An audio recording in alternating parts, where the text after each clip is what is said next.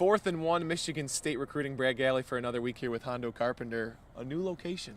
Under the statue of Lawrence Fishburne What? that they call Magic, but it's clearly Lawrence Fishburne. It was an effort to honor Magic, so what if it doesn't look like him remotely even I've known him close? my whole life. That just doesn't look like him. I even love to joke with him about it. It just...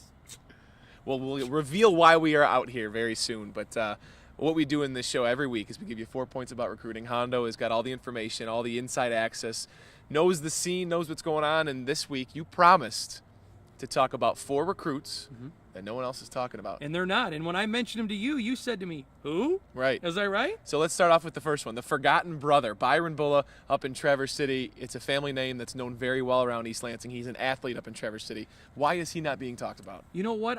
Here's exactly why. I think he's underappreciated and disrespected because of the name Bulla. And I'm going to give you some examples, so it's not just me saying that.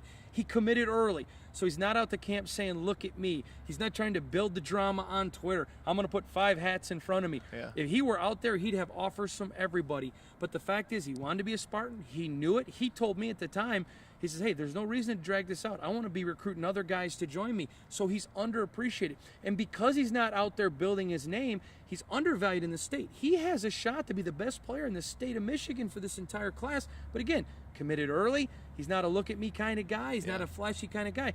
All he does is play ball. And I'm going to tell you this. He's going to be an outside linebacker, possibly a safety, but he's going to be an outside linebacker at Michigan State. He is a guy that I fully expect to compete, not to redshirt. Now, here's the other thing. Which is saying a lot around here. It is, especially on the defensive side of the ball. I will also tell you this, because I get asked all the time, Hondo, what's the difference between him, Max, and Riley?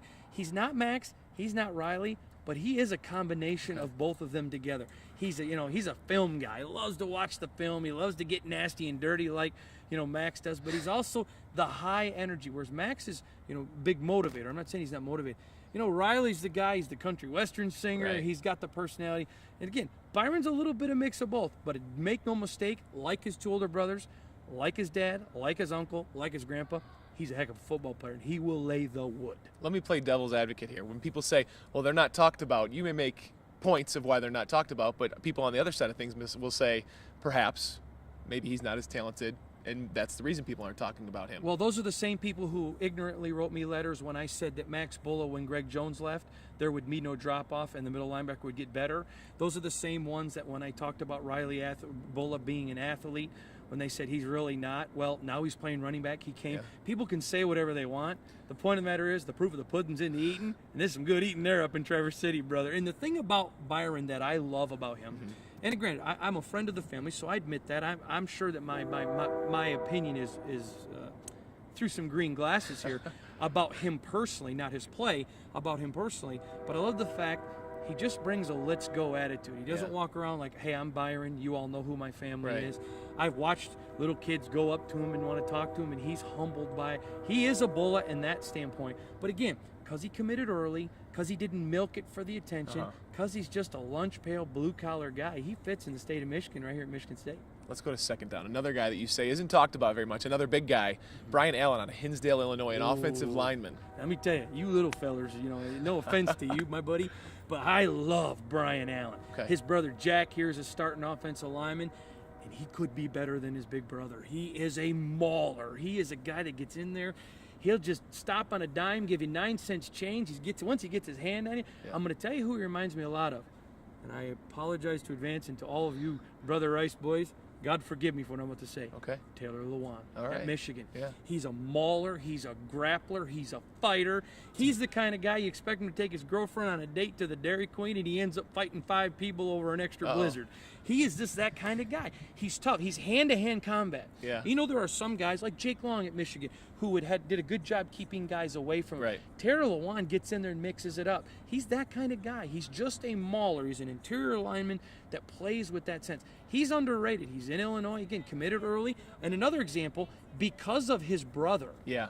He committed to where his brother went. Again, undervalued because he's not out there saying, hey, look at me, I'm Brian Allen. Hey, look at me, I'm the best. Well, he is. He's an impact. And I'm going to say this, when his career is over at Michigan State, people will look back and say, what an amazing football player. How's that dynamic work here with the staff, with the brother element? Is it something they obviously like to seek out, something they're not trying to avoid, or is it strictly football? It's strictly football, but if you got a guy like Jack Allen, high character kid, great kid. He comes here to Michigan State, works hard, starter on the offensive line. You know, the cloth gets cut from the same mold, and you know, mom and daddy did a good job on the first one, probably did a good job on the second one. I mean, how many bullets have to come through before you get the idea? They're going to work hard in the classroom, they're going to study hard, they're going to play football. So once they know where they're coming from, then it's easy to evaluate, can they play the game? And Brian Allen, here's the thing I want people to remember about him. He's a point of attack kind of guy. He's going to get his hands. He's going to move you. He's going to do that. You know this. Stuff goes on in the pile. Oh, yeah. That would send people to prison anywhere else in the world, Brad. And Brian Allen's right in the middle of it. That's a welcome addition, I'm sure, to this offense that's still trying to find its identity, although it's far off. Let's move to third down. Another guy you said was recruited as an athlete from southeastern Michigan, Rochester Adams product, Matt Sokol. I am probably more excited about this kid than any other recruit in the class, and nobody's talking about Matt Sokol. That's saying a lot. He is a star. He is a player. He's an athlete, so he can get in the slot. He can play safety, maybe move up to the outside. He can do it all. And here's the thing. You can never have too many athletes. But they see him on the defensive side of things? Well, you know, not necessarily. Okay. They kind of see him all over. Izzo's walking by us right now, waving at us, Brad, and I'll tell you this much. Hi, Tom. But, you know, I would say this. He's a guy Izzo would love to have. He's a tough kid that can play a lot. I'm going to tell you who he reminds me of, and I'm going to go old school. I bet you're going to have to go to Google to find this. All you old people, you're going to know he's not. Gordy Lockbaum, guy who played in the Ivy League. Google him. Yeah, almost won the Heisman Trophy, played both ways on the side of the ball. You guys, everyone at home is Googling, who's Gordy Lockbaum? But he reminds me a lot of Gordy. He's a tough player. He can play both sides. Let me tell you what I love about Matt Sokol. This kid is afraid of nothing. He comes from, his parents were American heroes in our military. God bless our military, Brad. So he's got toughness that was inbred in him. Yeah. He'll go across the middle and take a whipping from a Max Bola, from a Shalik Calhoun, from an Isaiah Lewis or a Darquez Dennard, and jump up, smile, let's go do it again, baby. You know, on the same side, on the defensive side, he'll deliver a lick. He'll come down as a safety and run protect. On the outside linebacker, he's going to go around. He's going to cause some damage. Matt Sokol, I was asked recently, how do you describe him? One word: tough. Just tough. Tough as nails. He plays, because he's a smaller guy, like Brian Allen. Michigan State's accumulating a lot of these tough players. I love that. It was a great start for that Adams seen already this year, so he's a big leader and a big part of why they've had early success.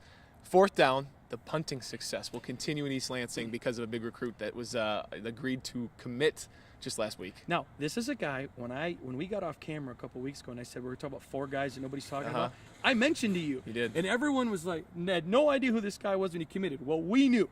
He was a number 2 punter kicker in the country. Number 2. Matter of fact, Coach Cole, who's considered the quarterback, you know the quarterback, George Whitfield, who is on game day every week, he's the quarterback guru. Yes. This guy's the punting, kicking guru. Represents a ton of guys in the NFL. He's considered among the elite coaches.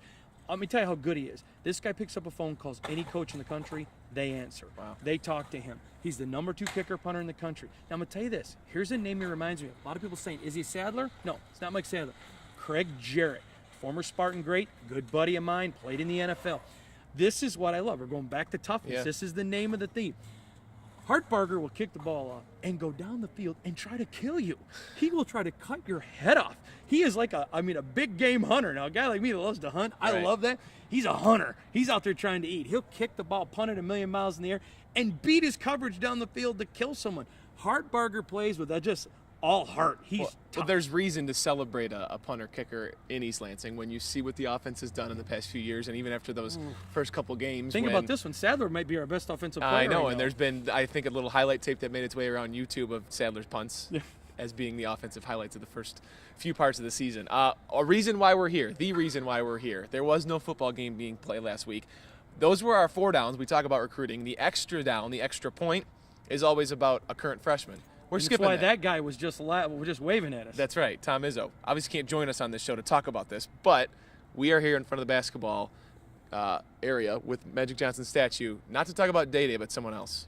Tum-Tum. Tum-Tum. From Day-Day to Tum-Tum. Tum-Tum. You know, and let me tell you about Lou Rawls-Nairn. He is from Wichita, Kansas. Young man is from the Bahamas. As a matter of fact, if you missed him on Spartan Nation Radio this week, you can go to SpartanNation.com and hear my interview on the radio show. I got to blow you away. Being a Brother Rice guy, you'll appreciate this, and all of you folks of faith will appreciate this. You always hear about the bad. Oh, you know, this person's into booze. This person's into. Let me tell you his story. You know what convinced him? He could have went anywhere in the country. He came to Michigan State on his visit, Travis Trice and Matt Costello, two men very deep in their faith. Their faith is very important to them, on his visit. And he joined them for their Bible study time. On an official visit? On his official visit. Wow. And he said to me, Lulu told me, you can go hear him say it himself. He's sitting there, and he said, there's nothing more important to me than my relationship with the Lord. And sitting there with Matt and sitting there with Trice, it hit him, this is where he wanted to be. Now, you hear of all the different reasons, and if a person's not a person of faith, doesn't mean they're a bad guy. We're not saying that. Absolutely not. But how many times do you hear about that?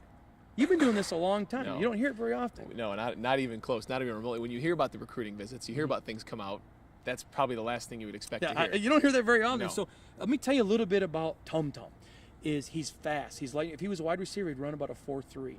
But here is what he does amazing. Next time you're watching a high school basketball game, you or your listeners, I know you guys got the best listeners, go check this out. Most guys are looking at the floor. They don't want to trip. They don't want to fall. He keeps his eyes up. He sees the court better than anyone I've ever seen. I had another Division I coach who wanted him, that described him to me, not Tom Izzo, that said he reminded him a lot speed-wise of Kalen Lucas in his ability to see the court. But here's what he does that's even better than his vision and his speed. He distributes the ball. For those of us like me that's in Tom Izzo's basketball practices all the time, one of the things Tom hammers on the point guards, you got a guy in the corner ready to shoot a three. He's got to go here to get the ball, here to get the ball, here to get the ball. He has to bring it, set it, and shoot. And he tells his point guards, deliver that ball where as soon as he catches it, he shoots. He delivers the ball with pinpoint accuracy. He is probably the most accurate passer I've ever seen. Now, I'm going to throw this one out to you. This will really blow your mind. The biggest criticism on him is that his kryptonite, he's a 4-star recruit, was his shooting.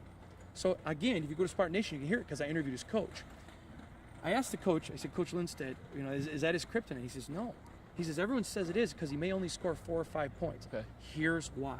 He says, he'll come into practice and hit 18 out of 23s. He can shoot. But we've taught him as a point guard, your first responsibility is to distribute the ball. Here's how I had an NBA guy just this week tell me what they thought of him. He reminds a lot of former Michigan point guard Gary Grant. Interesting little thing there. I just thought that's a little scenario. I know that just drives Michigan fans on your show angry when I use a Michigan player. Let me throw this at you then. If that is a strength of his, if he can shoot, is it a fact of maybe he's not a gamer, or is it? How do you evaluate that? If well, he he's the number 6 team in the country, and they win. They lost 1 game. So I don't know how you say somebody's not a gamer. No, I'm asking. I mean, I would say this, and that because I asked the coach kind of the same question. He said he hasn't had to be. Okay. He said, so we haven't asked that of him. And the coach admitted to me, maybe we should ask him for that a little bit more. So I'm going to say is this. I believe the coach. He's a very well-respected high school coach. If he's accurate, then that 4-star kid just became a 5-star kid. And that's a pretty good deal. And the thing I love about him was I said to him, you're going to love this. I asked him, I said, Tum, what's it mean to be a Spartan? And he shook his head and he says, a teammate. Don't you like that way of thinking? That's pretty good. I know that guy that walked by us has got to like that too. That'll make Izzo just shout hallelujah from the rafters.